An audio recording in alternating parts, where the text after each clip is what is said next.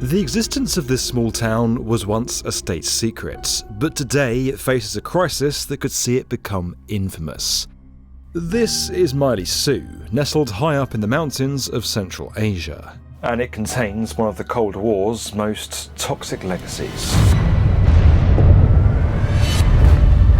Nearly 1 million cubic metres of nuclear waste is contained on this hillside, left over from the town's heyday when it supplied uranium to Soviet missiles.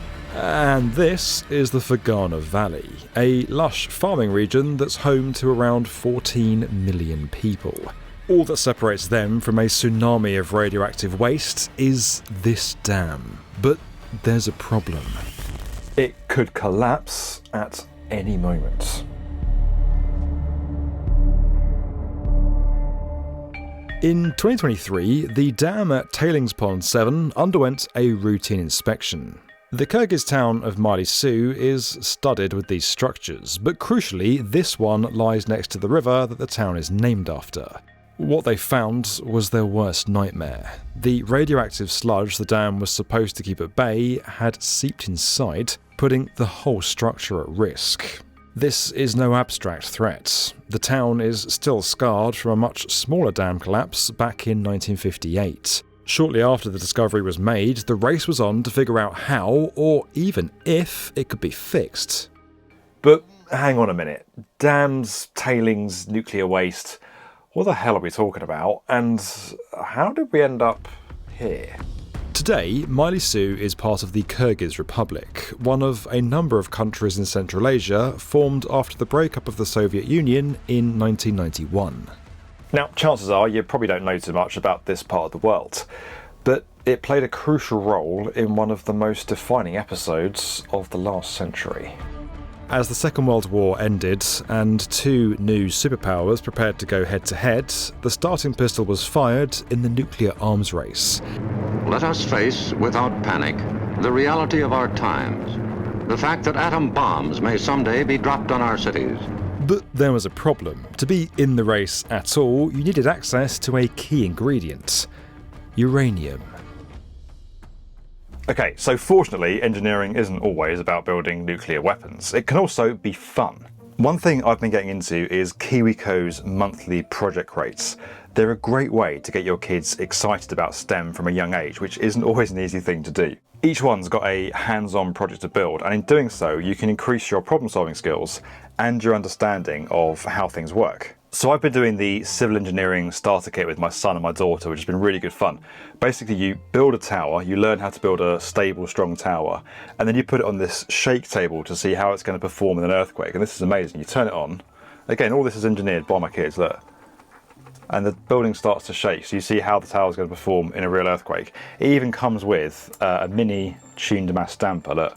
So you can pop that on top and see the dramatic effect that has in stopping a building shaking in an earthquake. I can't tell you how much fun this has been to do with my kids, like to see them not just grasp the theory, but actually have the physical experience of seeing the impact of their decisions has been really, really cool. There's kits for all different ages, from newborns all the way up to grown-up kids like me. I know, who'd have thought it? They go all the way up to 25 years old. I honestly rate KiwiCo 10 out of 10. It's a great way to spend some time with your kids and get them thinking about engineering in a way that's actually practical and fun, which I'm all about. Guys, if you use my code, the B1M, you're going to get 50% off your first monthly project crate over at KiwiCo.com/the B1M. All of that info is down in the video description. Now, where were we? By 1945, the US had established reliable supply chains for this mysterious new element. But the USSR was almost starting from scratch. The hunt for sources of uranium became a national priority, and it was here in Central Asia that the Soviets struck gold. In 1946, the town of Myili-Soo was established to support the mines in the mountains nearby, and as a processing plant for uranium ore. What they produced was yellow cake, uranium ore that's been processed and milled into a powder like this. It's what gets sent over to enrichment facilities and ends up as fuel. It was yellow cake from Myili-Soo that went into the USSR's first atomic bomb in 1949.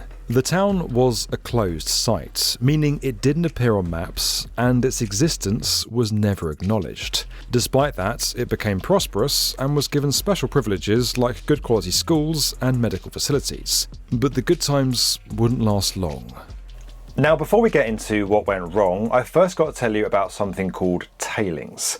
Basically, when you dig for any mineral, whether it's uranium, gold, aluminium, whatever it may be, you won't find it in neat chunks like this. Instead, it'll come out of the ground as a big lump of rock with a load of other stuff called ore. Now, this isn't uranium ore, this is Play-Doh.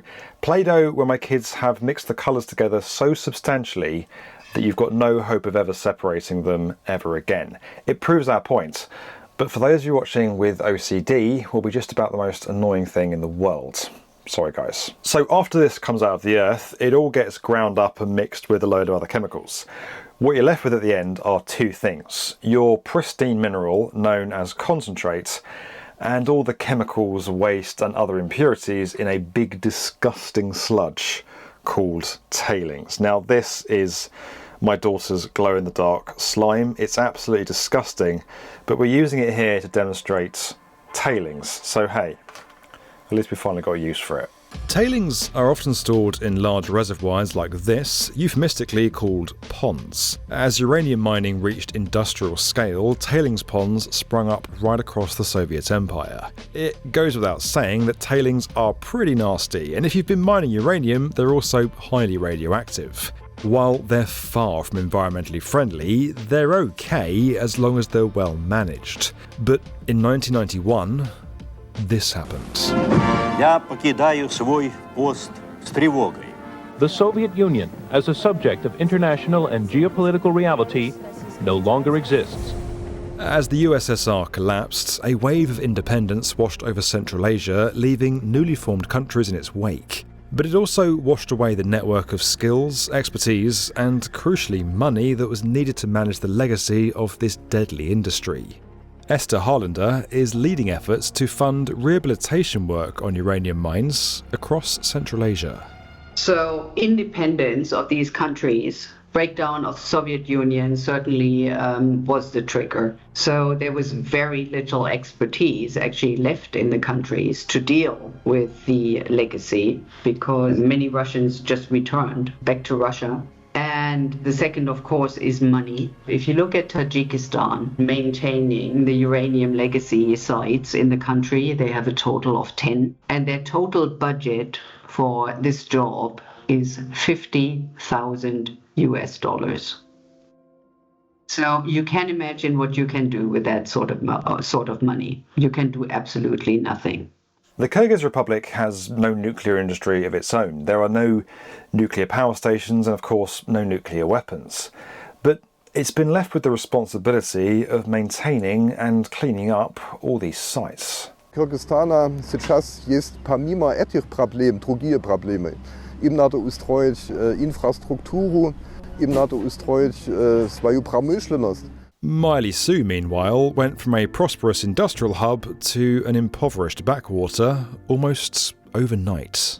Сайшуанда испечение Москваский деп оқмыш продуктының бары ет бүт қалағаныңдың бары. The 2023 inspection of Tailings Pond 7 was undertaken in the wake of the earthquakes that struck Turkey and Syria. The authorities wanted to see the risk posed by these structures. Over time, tailings held in ponds settle, meaning they become drier, denser, and more stable. So in 2023, the Kyrgyz engineers expected to find what was a compacted mass of relatively firm material with low risk of movement during a quake. Instead, they found a loose, saturated deposit with almost no cohesion. In other words, what they were expecting to find was solid earth, but what they found instead ended up being kind of more like toothpaste. So why does that matter?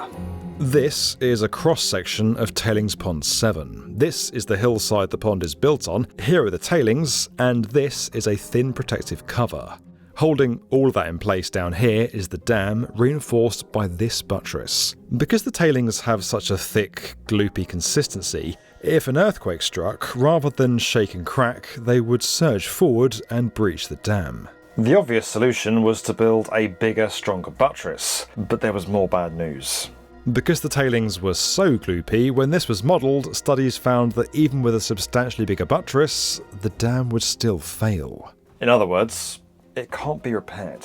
So where does that leave us? Well, take a look at this map. Here's the Kyrgyz Republic and neighbouring Uzbekistan. The area is dominated by this enormous mountain range which provided the uranium. Naturally, because the land is so rugged, it's very sparsely populated. But take a look here. Right in the middle is this, the Fergana Valley.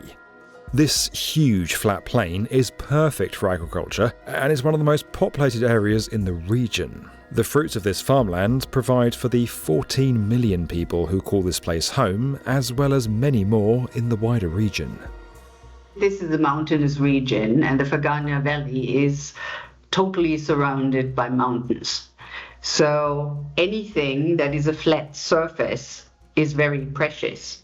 And the only flat surface in that region is the Fergana Valley. And in terms of economy, agriculture still is the biggest part of these economies. This is where kind of all the food is grown, where you have animals like cows. And of course, you have this one river, the Sidaya River, which connects all of these countries. So this is the main waterway creating the fertility in the Fergana Valley.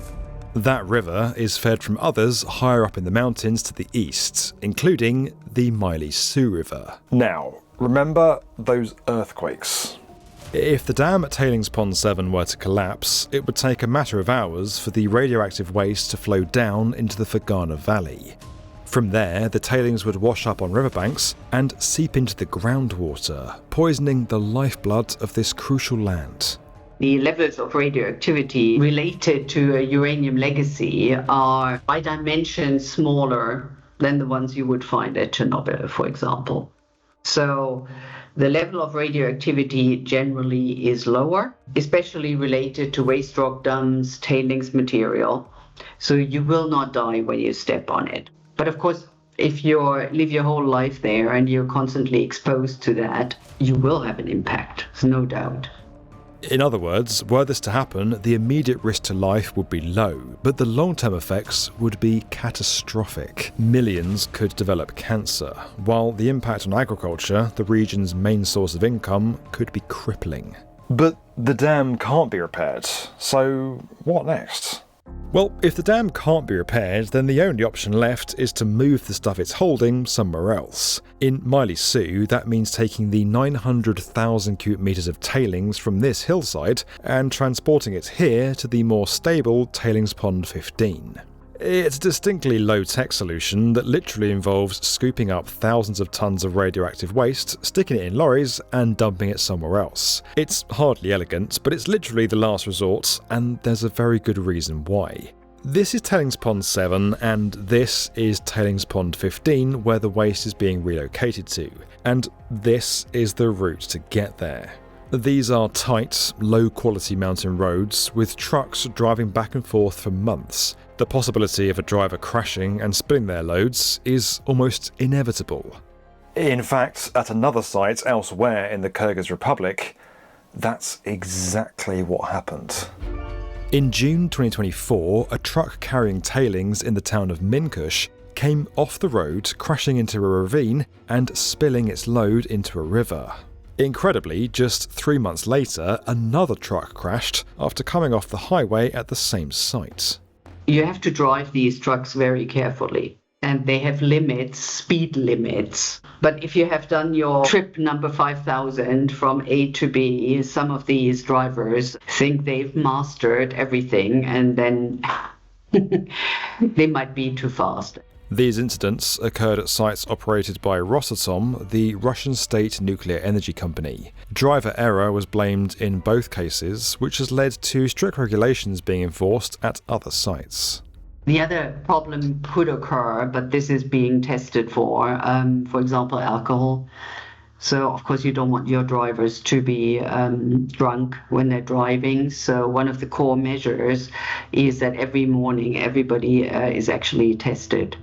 Another problem with relocating the dam is the cost of it. The estimate for repairing the dam came in at $4.5 million US, but the bill for relocating the tailings stands at around $17 million. Which kind of emphasises how absurd this whole story is. The sums we're talking about here aren't enormous. Normally we talk about projects that run into billions of dollars. So spending a few million on a dam that has the potential to wipe out a whole valley seems like chump change. But that money has to come from somewhere. The European Bank for Reconstruction and Development is currently funding 7 projects in the Kyrgyz Republic and its neighbours, and the Russian state nuclear agency Rosatom is funding a few more. Progress is being made. Mines in the town of Shikafta and Minkush, sites with similar problems, were completed in 2022. But Tailings Pond 7 isn't so lucky. Currently, nothing is happening. The EBRD is trying to raise money to fund the work, but they're just not there yet. Meanwhile, the town of Mylisu and the people of the Fergana Valley hold their breath. Don't forget guys, you can use my code, the B1M, over at KiwiCo.com/the B1M to get 50% off your first monthly STEM crate and spark some real hands-on discovery in your kids. And as always guys, if you enjoyed this video and you want to get more from the definitive video channel for construction, make sure you're subscribed to the B1M.